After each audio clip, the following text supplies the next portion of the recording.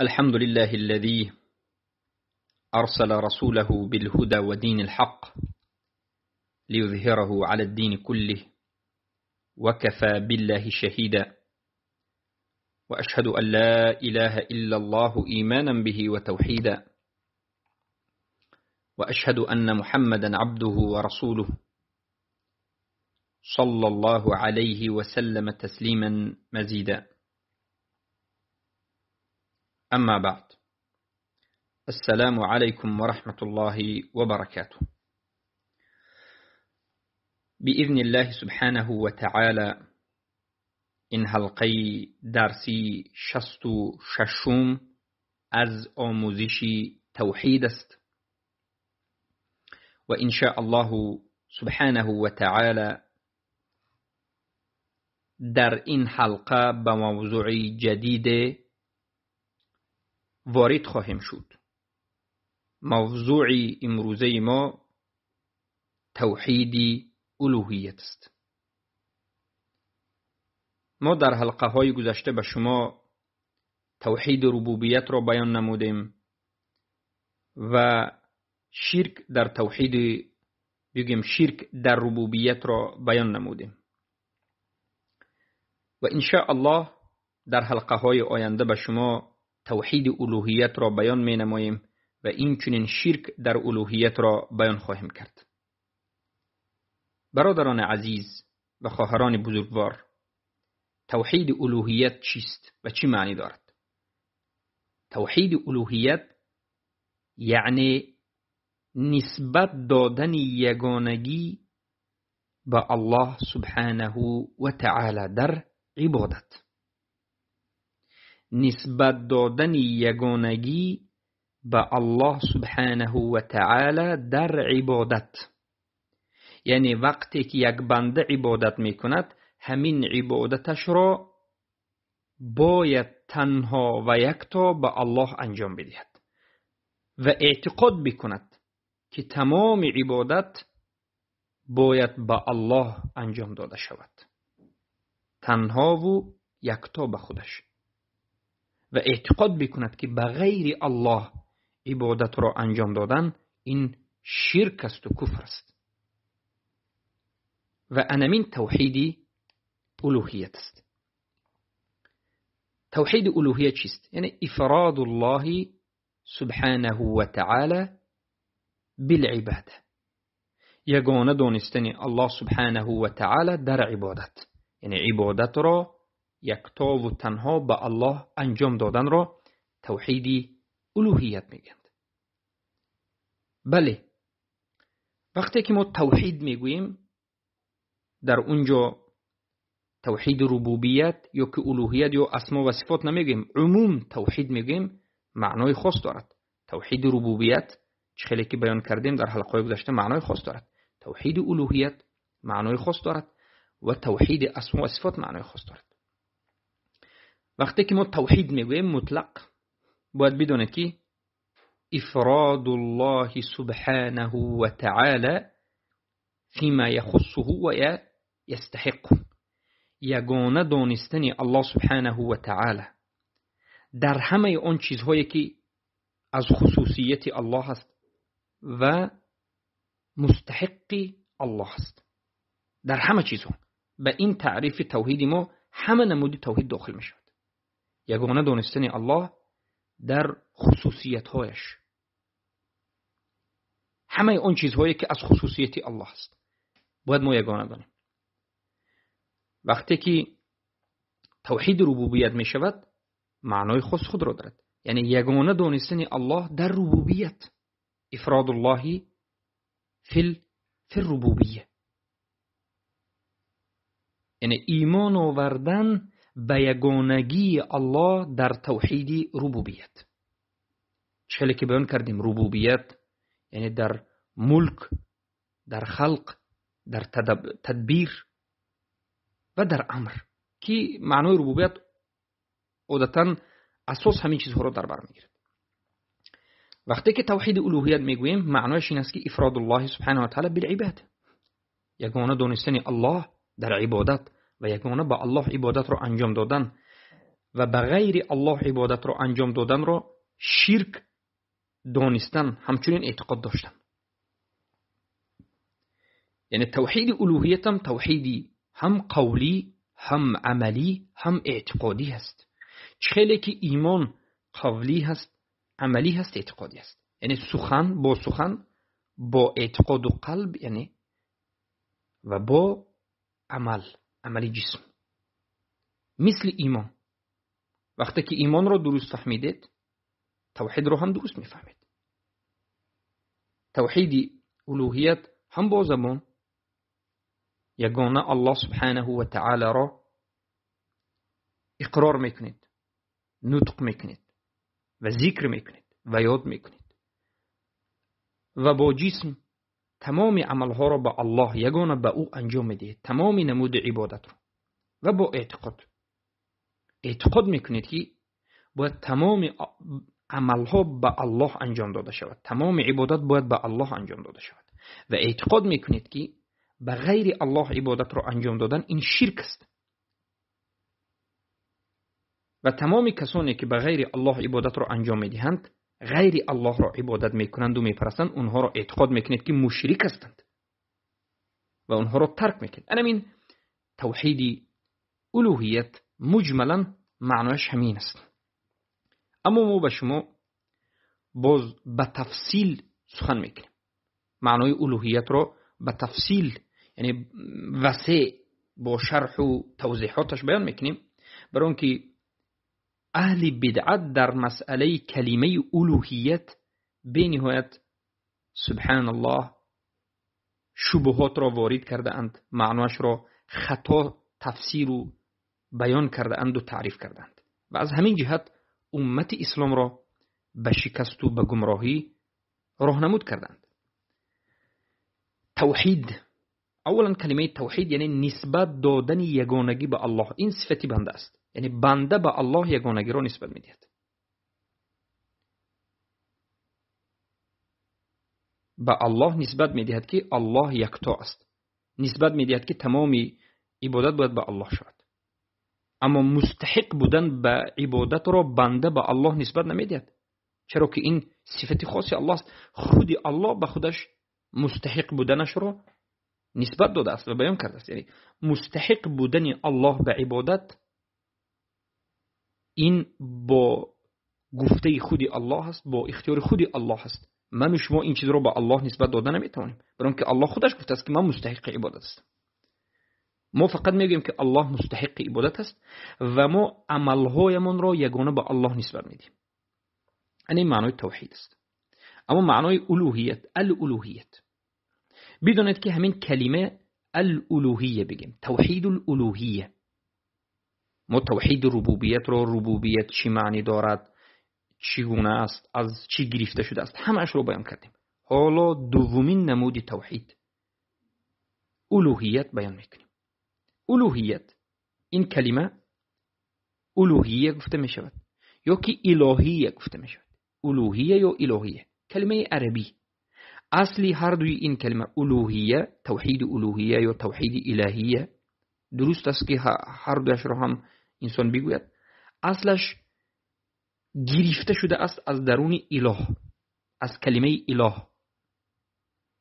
همین کلمه الاله، از درون همین کلمه الاله الالوهیه والالهیه گرفته شده است. یعنی ریشه کلمه الالوهیه والالهیه ریشه اش اله است. خیلی که در زبان ادبیات فارسی هم این معروف است. کسی که زبان ادبیات مادری خودش رو میداند، کلمه ها به خودش ریشه دارد. مثلا میروم، رفت، رفته سود است و غیره، ریشه اش رفتن. الوهیه، الهیه جدا کرده گرفته شده است از اله است، از اله، ریشش از اله است. و همین کلمه اله از چی گرفته شدگی است؟ خودی کلمه اله از کجا گرفته شده است؟ مشتق است. کلمه اله خودش مشتق است، گرفته شده از فعل اله. اله بر وزن فعله. اله، کلمه اله گرفته شده است از فعل، از فعلی اله به وزن فعله. به معنای چی می آید؟ عبده، عبادت کرد. کلمه اله از فعل گرفته شده است، فعلش اله است. اله به معنای عبده هست، یعنی عبادت کردن، عبادت کرد. پس معنای اله این چی است؟ معبود است. اله این ریشه است، ریشه فعلی اله است، عبده. وقتی که ما اله را گفتیم که عبده هست، پس اله این چی است؟ معبود است. عبده عبادت کرد، اله ریشه چی است؟ معبود، عبادت شونده. پس کلمه الالوهیه یا که الهیه معناش عبادت است.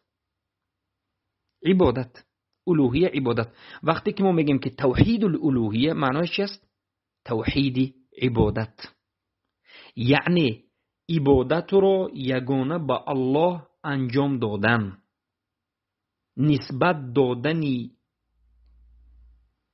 یگانگی الله در عبادت. یعنی در عبادت باید یگانه الله را عبادت کنیم و تمام عبادت را به الله انجام بدیم. چرا؟ برای آنکه معنای الوهیت، معنای الهیه یا که معنای الوهیت این چی است؟ عبادت است. کلمه الوهیه معناش عبادت گفتنی است. عباده، الوهیه عباده، الهیه یا الوهیه فرق ندارد. توحید الالوهیه یا که توحید الالهیه گویدن با که ندارد، هر دوش درست است. معنای الوهیت، توحید الوهیت معناش است توحید عبادت. یعنی چی؟ یعنی عبادت رو تنها به الله باید انجام داده شود. عبادت چیست؟ عبادت کل العبادة اسم جامع لكل ما يحب الله ويرضى من الأفعال والأقوال ظاهرة أو باطنة. عبادت این اسم جمع هست که در زیرش تمامی همون عملهایی که الله دوست می‌دارد از همون عمل راضی است جمع میکند. خواه سخنی باشد، خواه به زبان باشد، خواه به جسم باشد، خواه فعل باشد، خواه عمل باشد، خواه زبان باشد، خواه سخن خواه عمل، یا ظاهری یا باطنی، خواه به دل باشد یا به جسم باشد. همه این عبادت است. یعنی عبادت می شود که به زبان باشد، عبادت می شود که به جسم باشد، عبادت می شود که به دل باشد. عبادت عملی یا عبادت سخنی یا عبادت اعتقادی، همه این عبادت است. هر یک سخنی، هر یک عملی، هر یک اعتقادی ظاهری و باطنی، همون چیز رو الله دوست می‌دارد و از انجام دادن همون چیز الله راضی است، پس این عبادت است. عبادت بینیت بسیار و بینیت زیاد است. همین عبادت رو ما وظیفه داریم که به الله انجام بدیم. توحید الالهیه، توحید الالوهیه معناش همین است که نسبت دادن یگانگی در عبادت به الله، افراد الله بالعباده، یگانه دانستن الله در عبادت، یگانه تنها و یکتا به الله عبادت رو انجام دادن. برای که توحید الالوهیه معناش توحید عبادت است. الوهیه، الهیه از اله گرفته شده است. اله گرفته شده از فعل اله، اله معناش عبده، اله پس معبود است، الوهیه عبادت است. اما اگر شما سوال کنید که الوهیه، الوه عبادت است، اما الوهیه آمده است. الوهیه در آخر کلمه یاوته، الوهیتو، الوهیتو، حرف یاوته، الهیت، همین چی معنی را میتید؟ این نسبت است. یا و تا این دو حرفی که در آخر کلمه الوهیه آمدگی هست، این نسبت یا و تای نسبی میگن. نسبه برای نسبت گذاشته است. یعنی چی؟ نسبت دادن عبادت به مستحقش که این الله است. خاص دانستن عبادت به الله، الوهیه، یا همین نسبت، یعنی یگانه دانستن عبادت و تمام عبادت را نسبت دادن یا که بگیم انجام دادن به الله. انمین حرف یا و ته انمین معنی رو دارد، یا و ته نسبی است. پس معنای توحید الوهیت چی شد؟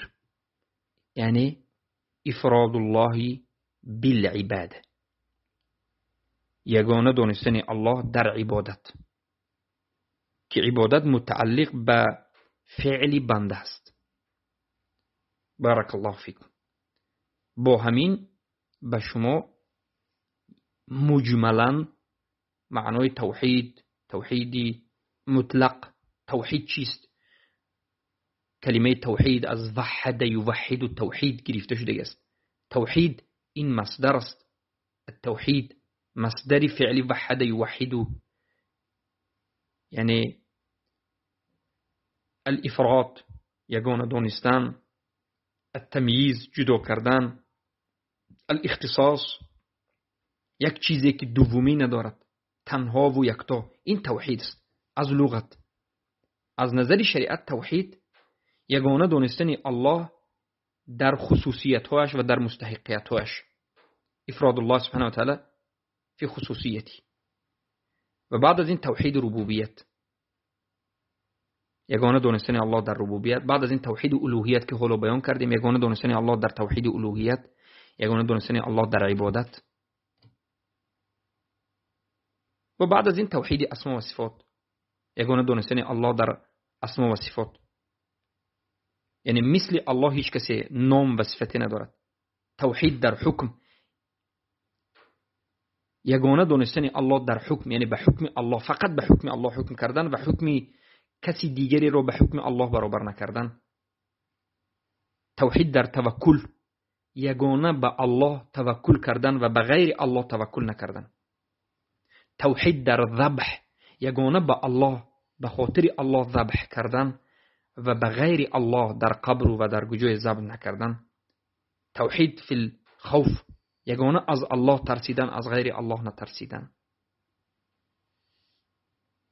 توحید در نظر، به خاطر الله نظر کردن، به دیگر چیزی نظر نکردن.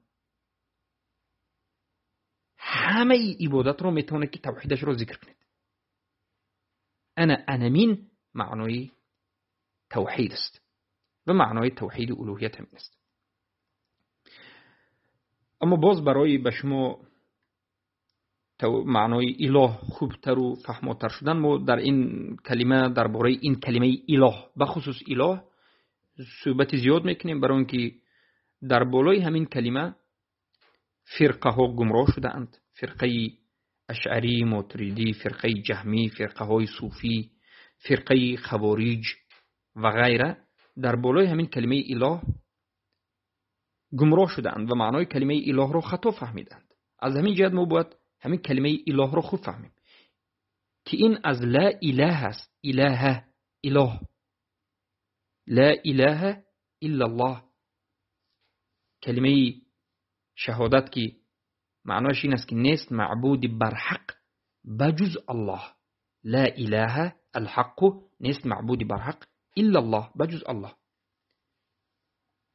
که همین کلمه لا اله الا الله توحید الوهیت رو بیان میکند.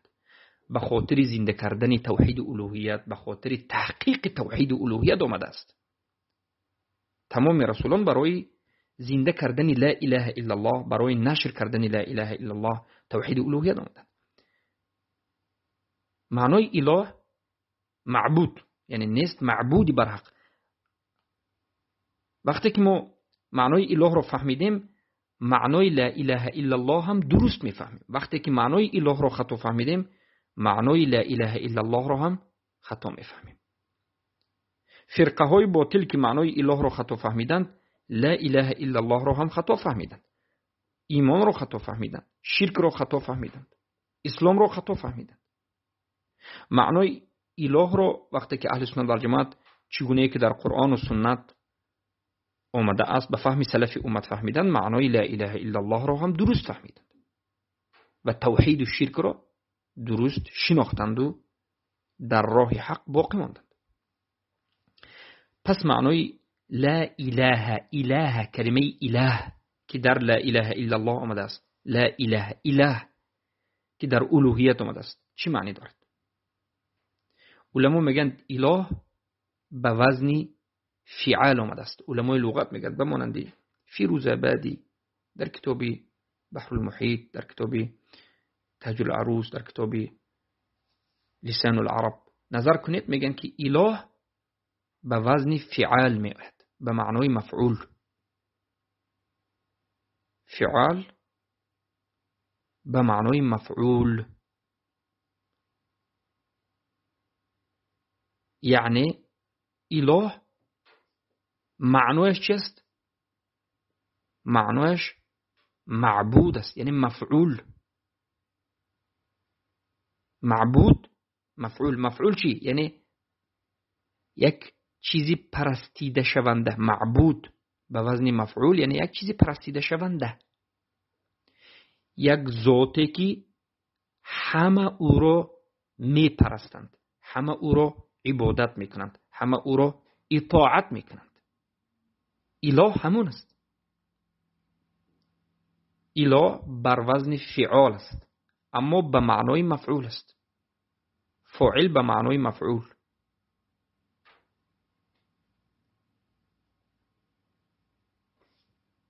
فعال به معنای مفعول. مفعول یعنی معبود. در اینجا اله معنایش گفتیم این چی است؟ عبادت است. عبادت است. الهیه عبادت است. الالهیه العباده. پس معنای اله چی است؟ معبود است. معبود اسم مفعول است. معنایش یک ذاتی عبادت شونده، یک ذاتی که همه به او عبادت میکنند، فقط او را. پس معنای اله گفتیم اله به وزن فعال است، اما به معنای مفعول است. یعنی چی؟ یعنی اله مألوه گفته میشد. اله معنایش است؟ مألوه. مألوه یعنی معبود. همین باید حفظ کنید و در خاطر دارید و این بیناد مهم است. خصوصا جوان ها باید دانند که اله به وزن فعال به معنای مفعول است، یعنی مألوه به معنای معبود است. و این چنین صیغه فعال در به معنای مفعول در لغت زبان عربی بسیار است. مثلا کتاب، ما کتاب میگیم. کتاب، وقتی که کتاب میگیم چی میفهمید؟ کتاب میگه یعنی به معنای مکتوب، چیزهای نوشته شده. کتاب به وزن فعال لیکن به معنای مفعول. وقتی که کتاب میگیم خودی همون آدمی که کتاب نوشته ایستاده است همون رو ما نمیفهمیم. نویسنده کتاب رو کتاب نمیگیم. کتاب گویم یعنی یک چیزهایی که نوشته شده است، ورقهایی که در بالای همین ورق نوشته شده است. یعنی فعال به معنای مفعول. یعنی چه خیلی گفتیم اله به معنای مفعول، اله به معنای مألوه، کتاب به معنای مکتوب. کتاب یعنی حقیقتش چیزهای نوشته شده. کتاب کاتب نیست، یعنی ما کتاب رو نویسنده نمیگیم. چه خیلی که اله یعنی فاعل نمیگیم، معنای اله رو فاعل نمیگیم بلکه معنایش رو مفعول میگیم. یا که امام به معنای مأموم، یا فراش به معنای مفروش. در زبان عربی این معروف و مشهور است. پس اله معنایش چی است؟ معبود است. علما میگن که به همین جهت که اله معبود است، متأله است. اله این فاعل نیست، اله این عابد نیست. یک آدمی که عبادت میکند ما وی را اله نمیگیم، عبادت کننده را اله نمیگیم.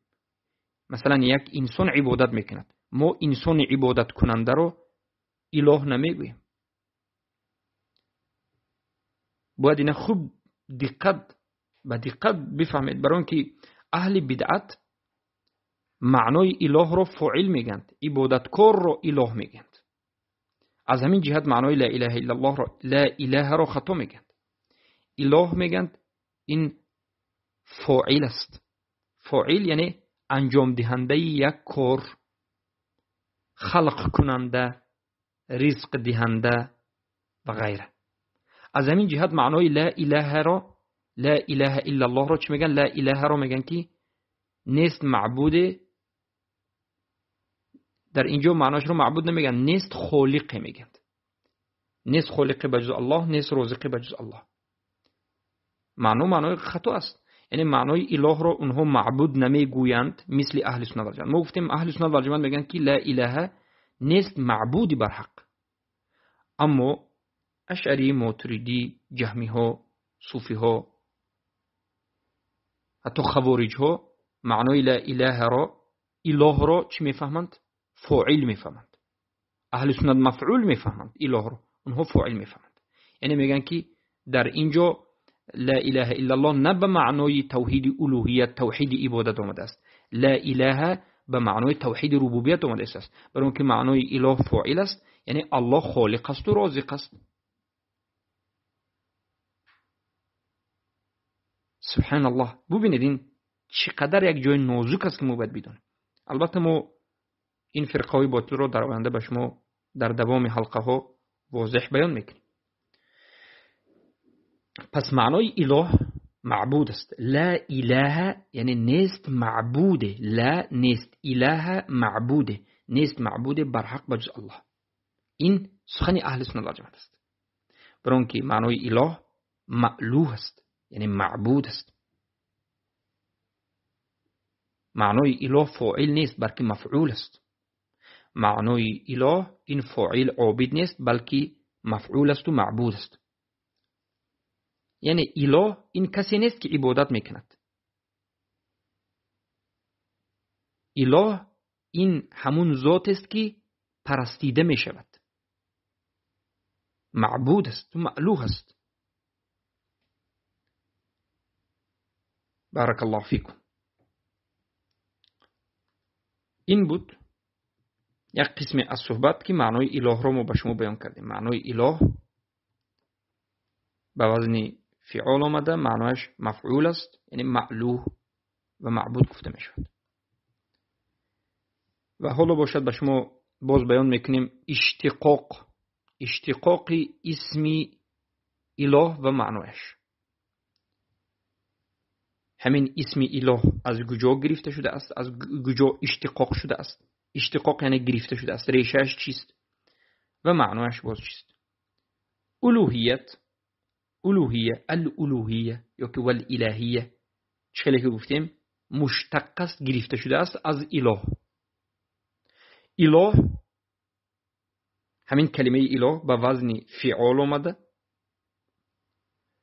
معنای مفعول را دارد، یعنی مألوه، معبود است. معنای اله این معبود است، مألوه است. از همین جهت فهمیده می شود که الوهیه معناش عبودیه است. توحید الالوهیه معناش است توحید عبودیه است. الوهیه و عبودیه هر دوش به معنا یک معنا می آید. الوهیه و عبودیه هر دوش به یک معنا می آید. هر دوی این کلمه الالوهیه العبودیه مترادف است، هم معنا هست. هر دوش هم معنا. کلمه های هم معنا چه خیلی که وجود دارد.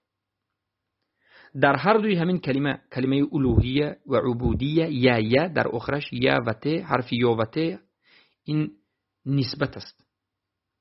یا و تای نسبی است، خیلی که کمی پیش ذکر کردیم. بارک الله فیکم. پس اله این مصدر است. کلمه الاله این مصدر است از فعل اله. مصدر فعل اله است. اله یأله او یأله او یأله. چلی که عبد یعبد میگیم. عبد یعبد، اله یأله. مصدری اله الاله است. اله یأله الاله. فعل ماضیش اله، فعل مضارعش یأله، مصدرش الاله است. عبد یعبد العباده. سبحان الله. انا همچنین است. اله مصدر است اما در موضع مفعول می ایستد. مصدر به معنای مفعول می آید. مصدر به معنای مفعول میاد. این معروف است. خیلی که ما مثال رو آوردیم. در زبان عربی معروف است که مصدر به معنای مفعول بیاد. اله یعنی مصدر به معنای مفعول معبود است. شما میتونید یعنی در زبان عربی این درست و صحیح است که اله رو مصدر بگوید به معنای معبود، به معنای مفعول، یا که صفت مشبهه گفته شد. هر دوش هم درست است. بارك الله فيكم. پس تأله تعبد، ألوهية عبودية، أله عبد، يأله يعبد، إله عبادة، والمتعبد متأله، والآله عابد، والمألوه معبود. یعنی اله ما با عبادت همه اش رو به شما ذکر کردیم. و برای اثبات این در زبان عربی بله سخنهای علمای لغت زیاد است و از قرائت ابن عباس رضی الله عنهما آمده است که و یذروک و آلهتک ای یترک عبادتکم و کان فرعون یعبد. ابن عباس الهتک در اینجا عبادتک معنای اله را عباد گفتند. الهتک ای عبادتکم. ببینید که این فهمی سلف امت است. ما معنای وقتی که گفتیم که اله این عبادت است یا که اله معبود است و الوهیه این عبودیه هست، توحید الالوهیه توحید العباده هست، این سخن رو از پیش خود نمیگیم. معنای آیت قرآن رو حضرت عبدالله ابن عباس رضی الله عنه صحابه مفسر قرآن همچنین بیان میکنند. آلهتک رو میگن که عبادتک. پس باید بدونید که هر یک چیزی که عبادت کرده می شود، هر یک چیزی که پرستیده می شود، همون را چی گفته می شود؟ اله گفته می شود. خواه به حق باشد یا که ناحق و باطل باشد. خواه به حق و عدل که این الله است. هر کسی که الله را عبادت میکند حق را عبادت کرده است و این من حق است و این من عدل است. باید الله را عبادت کرده شود. این من الله معبود است. این من الله اله است. اله حق کی است؟ اله حق یکتا الله است. تنها خودش است. شریکی ندارد. اله حق یعنی معبود حق، یعنی ذات یگانه که پرستیده می شود. معبود حق است. اما باز دیگر اله ها وجود دارد. اله ها زیاد است. یعنی دیگر چیزها زیاد است که مردم می پرستند. سنگ رو هم می پرستند، هیکل می پرستند، قبر می پرستند، درخت می پرستند، موش می پرستند، آدم می پرستند، شیخ می پرستند، اولیاء می پرستند، والعیاذ بالله چیزهای زیادی رو می پرستند. گاو می پرستند. هزارها چیز پرستیده می شود. والعیاذ بالله پناه به الله.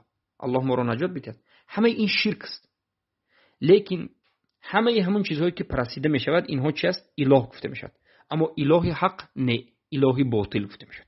اله حق یعنی معبود حق، معبود حق این تنها الله است. یعنی ذاتی که او پرستیده می شود و حق است و باید پرستش شود این الله است.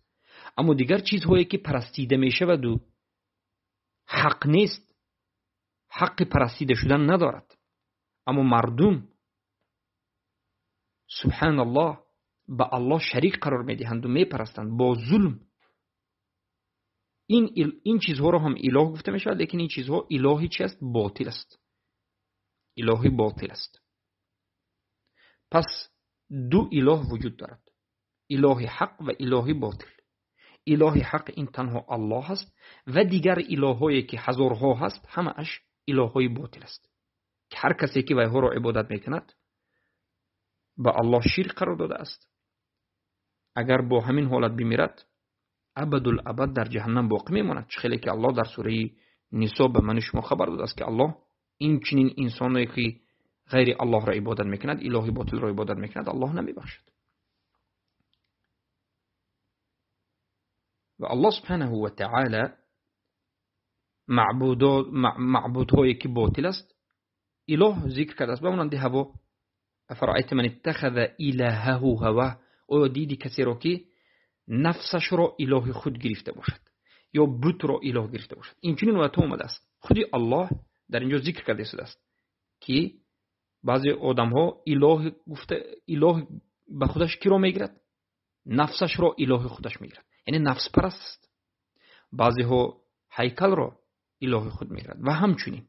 پس اله حق الله است، معبود حق الله است، و اله باطل، معبودهای باطلی که وجود دارد، اینها غیر الله است که پرسته میشود. حضرت عبدالله ابن عباس رضی الله عنه میگویند که الله این که است ذو الالوهیت والعبودیه علی خلقه اجمعین. امام طبری رحمه الله از ابن عباس رضی الله عنه روایت میکند که ابن عباس گفتند که الله این صاحب الوهیت است و صاحب عبودیت است و همین صاحب الوهیت و عبودیت به تمام خلقش است. الله هست که باید پرستیده شود، الله باید عبادت کرده شود، الله معبود حق است.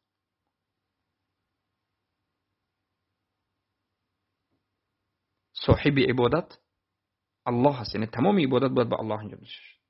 امام طبری رحمه الله میگن که فالاله هو المعبود و هو الله سبحانه و هو على وزن فعال بمعنى مفعول مثل کتاب بمعنى مکتوب. سخنهای گفته رو به سخنهای سلف امت ذکر میکنیم. امام طبری گفتند که اله این معبود است و همین الله سبحانه و تعالی، یعنی الله این اله است و این معبود است. برای که اله معناش معبود است و همین الله معبود است. اله به وزن فعال است، به معنای مفعول است، چخیلی که کتاب به معنای مکتوب است. این سخن امام طبری است. یعنی ما چیزهایی که گفتیم همه اش از سخنی سلف امت است، از فهمی که سلف امت. ما به شما قاعده رو ذکر کردیم و گفتیم در اولهای حلقه که ما به یک قاعده می رویم در آموزش توحید، در آموزش دین. از همه آموزش ما یک قاعده داریم: قرآن و سنت به فهمی سلف امت. قرآن و سنت رو میگیریم و قرآن و سنت رو به فهمی سلف امت میفهمیم. سلف امت کی هستند؟ صحابگان، تابعین، قرون المفضله. پس این همه سخنی خود رو که حالا ذکر کردم و از علما ذکر کردم، با سخنی صحابه حضرت عبدالله ابن عباس و با سخنی یکی از علمای عالم سلف این امت امام طبری، امام اهل سنت و جماعت رحمه الله، صاحب کتاب تاریخی، صاحب کتاب تفسیر طبری و اینچنین تاریخ طبری، ذکر کردیم که این همه سخن فهم سلف امت است. پس الوهیت این صفتی الله است. الالوهیه این صفتی الله است، برای که صاحب الوهیه کی است؟ الله است. عبودیه، الوهیه این صفتی الله است. الوهیه این صفتی الله است سبحانه و تعالی، که ما باید بدانیم.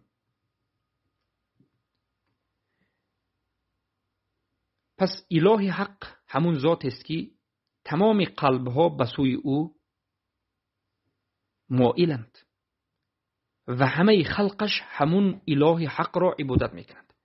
امروز زمین و آسمان، آفتاب و ماهتاب و ستاره ها، تمام سنگ و تمام درخت و تمام حیوانات کی را عبادت میکند؟ الله را. چخیلی که الله در قرآن خودش گفته یسبح له من فی السماوات و ما فی الارض.